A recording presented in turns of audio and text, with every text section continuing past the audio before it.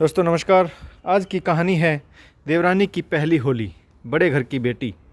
तो कहानी शुरू करने से पहले जो भी चैनल पर पहली बार आए हैं चैनल को सब्सक्राइब करें और ऑल का आइकन जरूर प्रेस करें ताकि हमारी आने वाली सभी कहानियां आप तक सबसे पहले पहुंचे।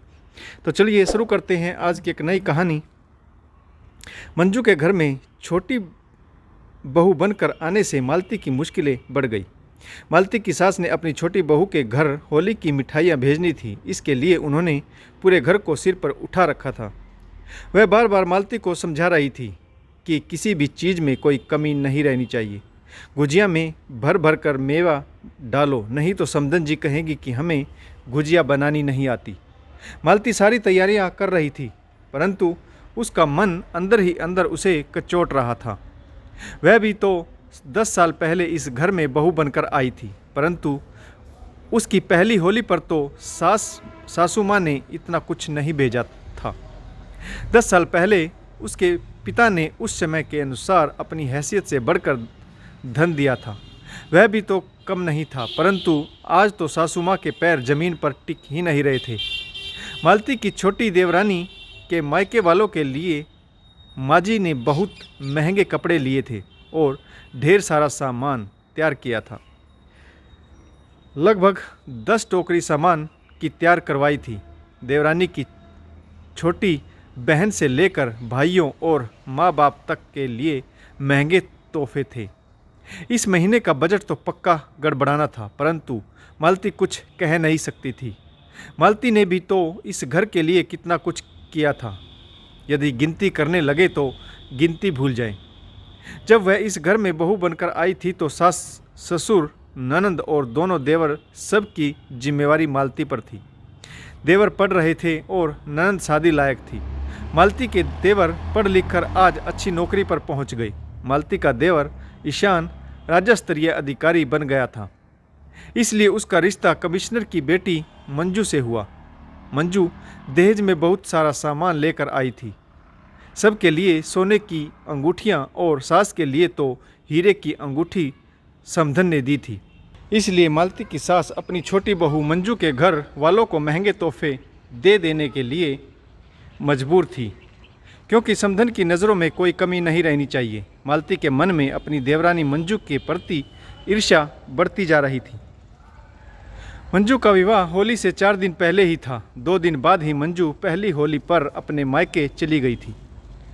पहली होली पर सास ने बहुत सारे महंगे तोहफे मंजू के मायके भिजवाने थे। मालती के मन में मंजू के प्रति यह भावना घर कर गई थी कि वह बड़े घर की बेटी है और माजी भी अपना सारा प्यार मंजू पर ही उड़ेल रही है। लिहाजा अब इस घर में मालती की अहमियत कम होने वाली थी।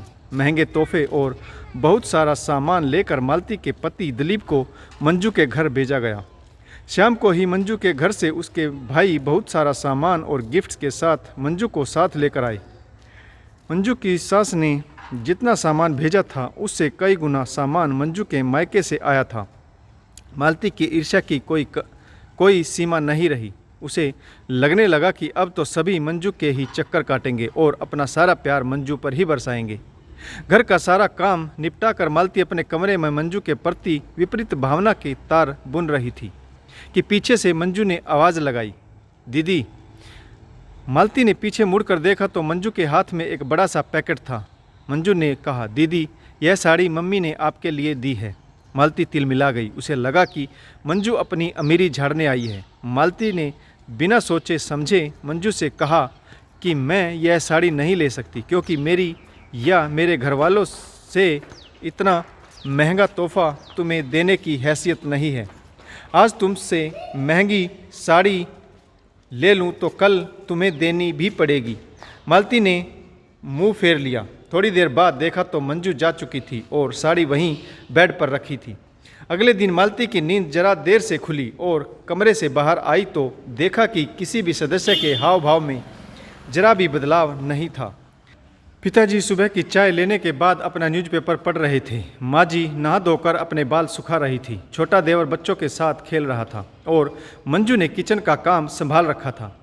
मालती को देखते ही मंजू बोली, दीदी आप थक गई थी इसलिए आपको नहीं जगाया, अब ब्रश कर लीजिए। मैं आपके लिए चाय बना देती हूँ। मालती किचन में नाश्ता बनाने के लिए गई तो मंजू फ्रिज से सब्जियाँ निकाल रही थी। मंजू ने कहा, दीदी आज खाने में क्या बनेगा? यहाँ पर भी मालती को लगा कि मंजू उसके एकाधिकार को हथियाना चाहती है। जहाँ पहले इस घर के कामों को करते हुए मालती झुंझला जाती थी और कहती थी कि कोई सहायता करने वाला भी नहीं है, आज मंजू को सहयोगी पाकर उसे अपना ओहदा छीनता हुआ नजर आ रहा था। परंतु मंजू में अमीर घर की बेटी होने का जरा भी गुरूर नहीं था। वह हमेशा ही मालती की इज्जत करती थी और सभी कार्यों में मालती का हाथ बटाती थी। परंतु मालती को यही लगता था कि मंजू होशियारी दिखा रही है।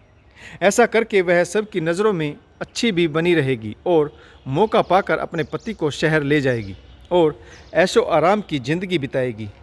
एक दिन मंजू की मम्मी का फ़ोन आया हुआ था। मालती के कानों में आवाज़ पड़ी तो बहस सुनने के लिए मंजू अपनी मम्मी से बातें करते हुए कह रही थी कि नहीं मम्मी, हम शहर नहीं जाएंगे, दोनों भाई मिलकर इसी घर की अच्छी तरीके से मरम्मत करवा लेंगे। आखिर मम्मी पापा हम सब की जिम्मेदारी है, हम इसी घर में रहेंगे। जबकि मंजू की मम्मी उसे अलग रहने के लिए फोर्स कर रही थी। बहुत अधिक समझाने पर भी जब मंजू की मम्मी नहीं मानी तो मंजू ने कड़े शब्दों में अपनी माँ से कह दिया कि यह उसके ससुराल का मामला है और अब इस घर के फैसलों में उन्हें अपनी राय देने का कोई हक नहीं है। मालती मंजू की ऐसी बातों को सुनकर आश्चर्यचकित रह गई। अगले दिन होली थी। मालती ने अपनी प्यारी देवरानी मंजू को गुलाल लगाते हुए कहा, होली के इन रंगों के साथ हमारा रिश्ता और भी गहरा हो गया है।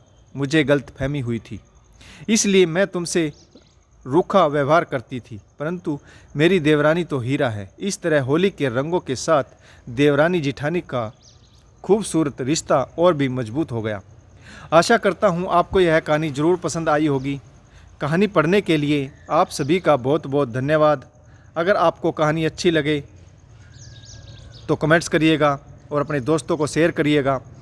कहानी पढ़ने के लिए एक बार फिर आप सभी का धन्यवाद। जय हिंद, वंदे मातरम, भारत माता की जय और जय जवान जय किसान।